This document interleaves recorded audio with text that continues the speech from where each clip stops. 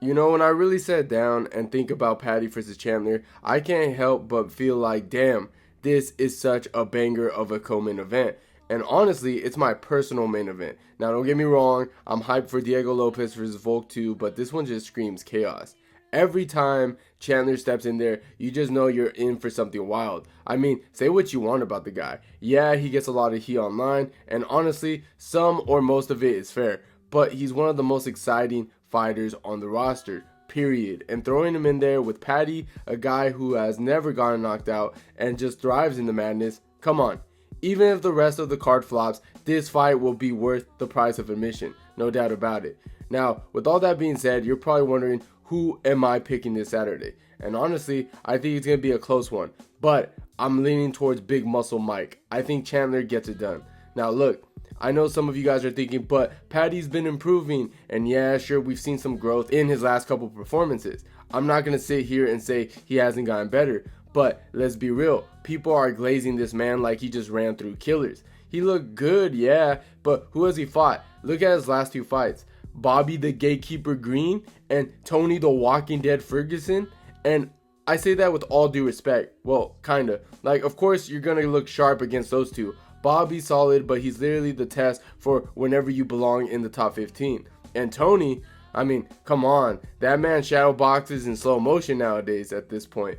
At this rate, I might be able to step in and knock both of them out in the first round. You know what I'm saying? Alright, listen, man. All jokes aside, I do think there's a world where Paddy could beat Chandler. And it's not because I think Paddy is some elite killer that's gonna steamroll him. Nah, it's because Chandler is a complete train wreck sometimes. Like, let's be honest. Chandler is chaos. You know, the guy fights like he's trying to win Fight of the Year every single time, even when he doesn't need to. He'll be winning around, dominating position, and then boom, throws himself into a wild exchange or some unnecessary scramble. That unpredictability is what makes him fun to watch, but it also makes him beatable. And Paddy, he's opportunistic. Say what you want about his skill set or level of competition, but he's good at capitalizing on mistakes. He's not going to outclass Chandler from start to finish, but if Chandler does something wild, dives in sloppy, leaves his neck open, gasses out from too hard, too fast pace, Paddy could absolutely snatch something or take over from a good position.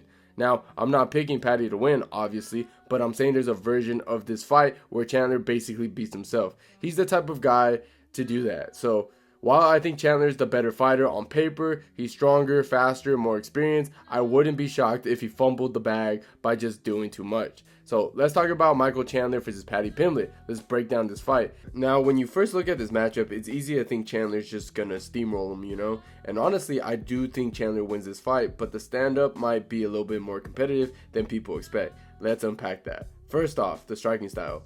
Paddy Pimblett's striking isn't elite, but it's awkward and unorthodox enough to give guys problems if they're not careful. He's got that wide stance, throwing loopy shots, and sometimes he just kind of overwhelms you with volume, especially in the first round. He's got a sneaky timing, and he can mix in those knees, that front kick, and that kind of chaotic energy that throws rhythm fighters off. Against guys like Luigi and Jordan Levitt, he actually found a way to land clean shots in between the chaos. But here's the thing, Michael Chandler isn't any rhythm fighter, he thrives in chaos. The man lives for storms. You could argue that this whole UFC career has been built on walking into wars and trying to come out the other side with your soul. Now, why do I still give Chandler the edge in the striking? Because even if it's close early, Chandler's power, speed, and explosiveness are on a different level. He fought and knocked down killers, he rocked Gagey, dropped Oliveira, hurt Poirier. I mean, after all, his right hand is a bomb, like a legit game changer. If Chandler lands the kind of shots that Jared Gordon landed on Paddy, and let's be real, Gordon touched him up a lot, Paddy's not eating that with a smile. He's going down or backing up in a hurry.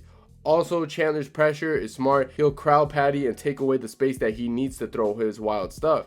He's also way faster in the pocket. His entries are explosive. He covers ground like a bullet. Paddy's been hit with telegraph shots before, but hold on, let's play devil's advocate here for a second. What if Paddy does find success on the feet? I mean, we've seen crazier things, especially in the Chandler fight.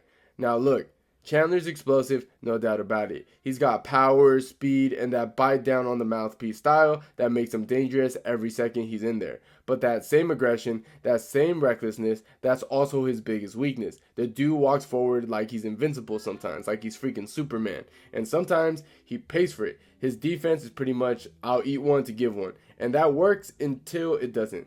And that's where Paddy's awkwardness might shine. He doesn't fight like a textbook striker. He throws from these weird angles. He lunges with looping shots. And his timing is a little offbeat, I'll be honest. But that's kind of the point. Guys who throw clean technical combos sometimes struggle with that style. They can get reads on rhythms, and Chandler has been caught clean before. Go back and look at this fight with Justin Gaethje. He got rocked multiple times just walking into wild hooks, uppercuts. Even Tony in his late stages touched them with a few times. But you can say the same thing with Paddy. Now, I know what some of y'all are thinking. What if Paddy comes in more patient like this time? Like, what if he fights smart like he did against Bobby Green? Start chopping at the legs, keep it long and doesn't brawl? And honestly, if Paddy shows up like that, staying composed, using his range, throwing those leg kicks while backing up, I actually think he'll find some success. Like, that version of Paddy isn't easy to deal with. If he's not overextending and just keeps it clean, especially early, he might frustrate Chandler a bit. But at the same time, this is Chandler we're talking about. Eventually, he's going to close the distance. He's not just going to stand there and let Paddy outpoint him, from the outside. He's going to blitz in, explode in, and turn into a dogfight. And once that pressure starts to ramp up, we have to be honest. Paddy's defense isn't great either. He backs up with his chin in the air, hands drop during exchanges, and that's just not good when Chandler's flying at you with bad intentions. Because Paddy's defense is, pretty leaky. His chin is high, his hands drop in exchange, and when he throws combination, his head stays on the center line. Chandler doesn't have perfect defense either. We've seen him get rocked, but his reaction, movement, and ability to fire back with something dangerous keeps guys guessing. He's not afraid to change, and he's got a better track record in those exchanges. Now, when it comes to the cardio, Chandler tends to slow down if the fight gets into deep waters, but only after pushing a ridiculous pace. Paddy showed decent recovery and cardio, but he's also started to get sloppy when things don't go his way. The difference here is Chandler's used to going to war with elite guys for 15 to 25 minutes. Paddy hasn't had that kind of experience. If it becomes a war of attrition, Chandler's is battle tested. Alright, so let's talk about the grappling for a second, because I feel like a lot of people just throw this part out the window when they talk about Chandler versus Paddy, and that's a mistake. It matters. Now look, yes, Chandler got out-grappled by Charles Oliveira. That's true, but let's not act like that means that he's bad on the ground or something. That's Charles freaking Oliveira. The guy's arguably one of the best grapplers in the lightweight division. He submitted killers, champions. Chandler actually did better than most. He got mounted, yeah, but he survived, exploded out some sketchy spots, and even got up a couple times. You can't take that performance and use it as a knock. You can't. Now, on the flip side, Paddy. And here's where it gets real. Paddy talks like he's a jiu-jitsu wizard, which he is. He's actually pretty good with the grappling. And he can take the bag decently, I would say. But when you actually watch the fight, he struggles to take down fighters sometimes like Jared Gordon. Even when he gets him down, Jared just stood back up like, alright bro, that's enough. No real control, no damage, no real submission. And again, Gordon's tough, but Chandler, that man is a freak athlete. D1 All-American wrestler. Strong as hell, explosive, and way more experience in scrambles than anyone Paddy has faced.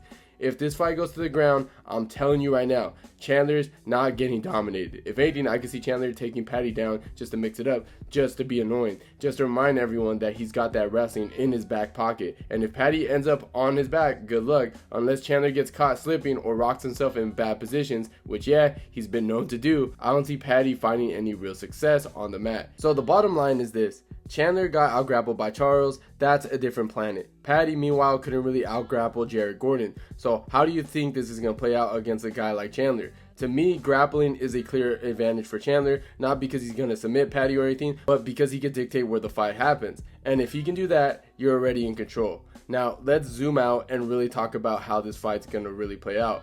Honestly, I expect a chaos in the first round. Straight up. I don't think Paddy's getting smoked in the first 30 seconds like some people think. He's not some glass jaw hype job. He's tougher than he gets credit for. I actually think we're in for some wild back and forth early. Chandler's gonna do what Chandler does, blitz in with heavy shots, throwing with bad intentions right out of the gate. And yeah, he'll probably land some big ones, but Paddy's weird, man. His timing's awkward, his movement is kind of unpredictable, and Chandler has been known to get a little bit reckless. Wouldn't shock me if he walks into something clean like he normally does. But here's the thing, Chandler's chin is different. He's absolutely taken nukes from killers like Gaethje, Poirier, and Oliveira, and still kept moving forward. Paddy, he's been rocked by guys who don't even crack that hard. So once Chandler starts landing with that real power, it's only a matter of time before something breaks through. That said, and this is important, he's still Michael Chandler at the end of the day. He's the kind of guy who can look like he's about to finish the best fighter in the world and then turn around and get into a chaotic brawl with somebody,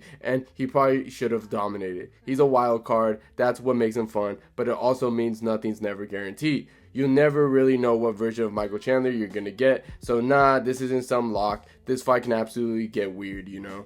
But with all that being said, I'm still rolling with Michael Chandler.